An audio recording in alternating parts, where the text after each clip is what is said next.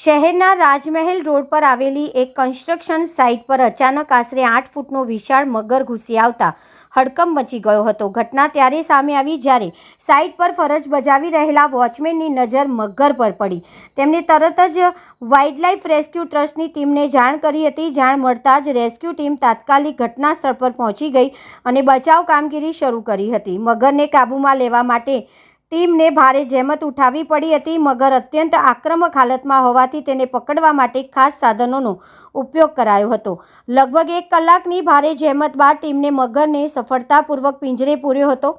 Rescue કામગીરી દરમિયાન આસપાસના લોકોમાં પણ ભારે ઉત્કૃષ્ટતા જોવા મળી હતી. પ્રાથમિક માહિતી મુજબ કન્સ્ટ્રક્શન સાઇટની બાજુમાં આવેલા તળાવમાંથી મગર ધસી આવ્યો હતો. આ તળાવમાં અનેક મગરો વસવાટ કરતા હોવાની માહિતી સામે આવી છે. ઘટનાના પગલે વાઇલ્ડલાઇફ રેસ્ક્યુ ટ્રસ્ટે તળાવમાં રહેલા મગરોને અન્ય સલામત સ્થળે ખસેડવાની માંગ ઉઠવા પામી હતી, જેથી ભવિષ્યમાં આવી ઘટનાઓ ટાળી શકાય અને માનવી તથા વન્ય જીવ બંનેની સુરક્ષા સુનિશ્ચિત થઈ શકે. ભાવિક પટેલ, વડોદરા.